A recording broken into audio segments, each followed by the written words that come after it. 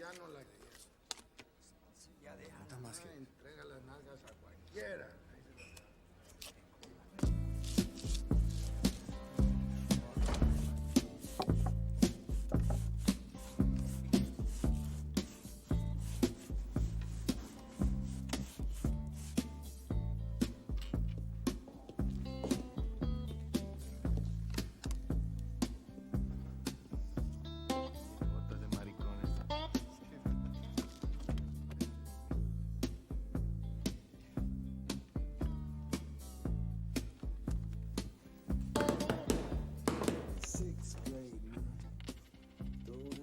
Ce sera quoi? Une bière? J'ai rien que de la pisse de la Django. C'est ma préférée.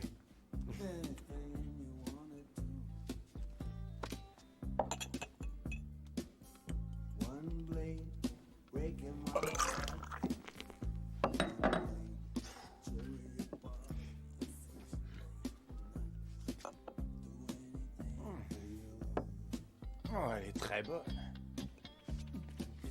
Je crois que j'ai jamais bu de meilleure bière. Non, sans rire. Et vous faut autre chose? Oh, moi, je me contente d'être encore en vie. Je viens d'un bled pas loin d'ici. Vous connaissez Saragosse? J'étais de passage dans un bar, dans le genre du vôtre. Ils ont de la bière, enfin, non, pas de cette qualité-là, mais pas loin. Et j'ai vu un truc vraiment pas croyable. Je suis assis là, tout seul, à une petite table. Vous auriez vu ce bar. Le rendez-vous de tous les rebus de la ville. Je veux dire, hein, rien à voir avec ici, hein, non, des types patibulaires, à l'affût d'un mauvais coup, vous me suivez? Enfin, je m'occupe de personne, j'adore être seul, et pendant ce temps-là, il se passe des trucs.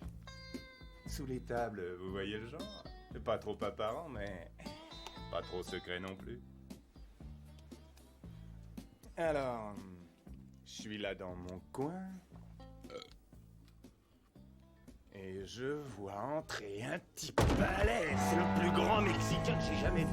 L'armoire à glace, putain, il entre comme s'il était chez lui. Et personne savait vraiment à quoi s'en tenir, ou ce qu'il fallait en penser. Mais il était là, et il avançait. Un mec ténébreux. J'ai pas dit basané. Non, c'était autre chose. Comme si ce type était continuellement dans l'ombre.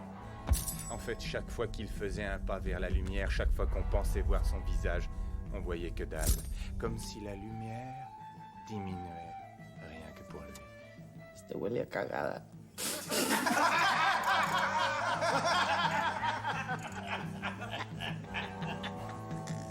Alors, ensuite, il s'assoit au comptoir. Il commande un lait fraise au barman et il reste là sans rien dire. Il a bu un lait fraise? Je m'occupais pas de ce qu'il buvait. Non, j'étais plutôt curieux de savoir ce qu'il trimballait avec lui. Une sorte de valise plutôt lourde. Il lui réservait le tabouret d'à côté comme si c'était sa petite amie. Ouais, bon. Et là, il s'est mis à parler, ce fils de pute. Il a chuchoté des trucs au barman et on savait qu'il parlait affaires parce que le barman s'est affolé au moment où il lui a parlé de... Oh, ça ressemblait à... Bouche ou... Boucho.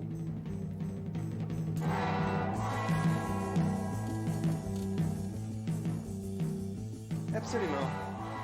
Boucho. Je sais pas ce qu'il a dit, mais ça a fait chier le barman. Et ces types pas très recommandables dont je vous ai parlé. Oh, pas des types de la classe de vos clients, mais de vrais salopards. Ils s'énervaient aussi. Ils ont sorti des flingues, des canifs, en veux-tu, en voilà, genre ça va chier. Et là, l'étranger, il bondit son tabouret en un éclair. Il prend sa valise au vol. Il plonge avec au milieu de la pièce, comme un épervier. J'avais aucune idée de ce qu'il faisait, mais 2 secondes après, il ouvrait le couvercle et je l'ai vu sortir Dieu sait quoi. Mais c'était un putain de canon, genre l'enfer sur terre.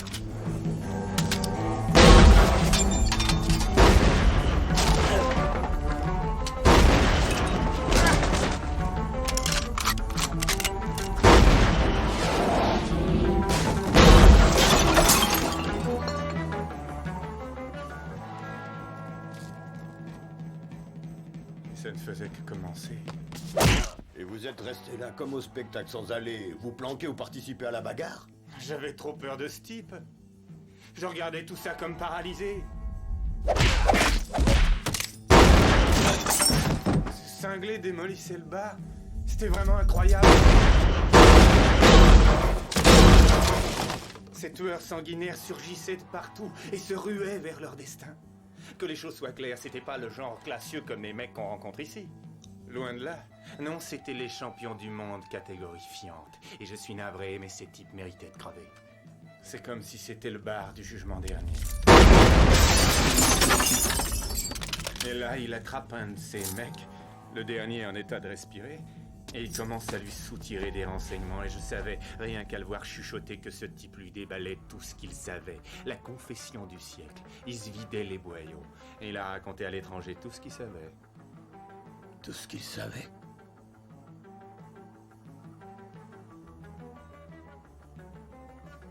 Vous auriez pas une shop propre? La mienne est sale. Va te faire foutre, PD. J'en ai pas de plus propre.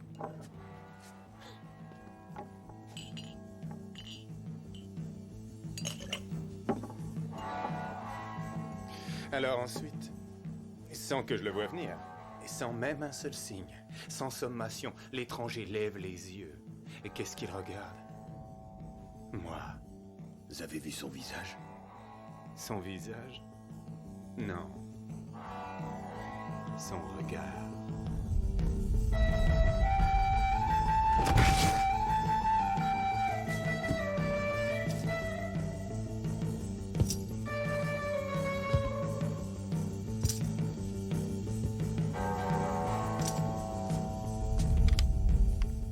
Et il vous a rien fait? Pas vraiment, parce qu'il s'est à nouveau intéressé au type qui était à terre. L'étranger l'a descendu. Il est allé vers le barman, il a payé et il est sorti. Et le barman a eu la vie sauve. Le barman ne se fait jamais descendre. Mais, juste avant qu'il ne sorte,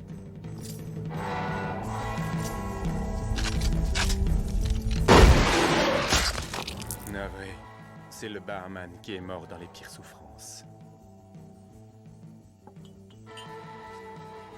Tenez, c'est la maison qui régale. Si vous vous souvenez de son visage. Merci, mais sans façon, et je préfère mettre les voiles, parce que je crois bien qu'il va venir vous voir.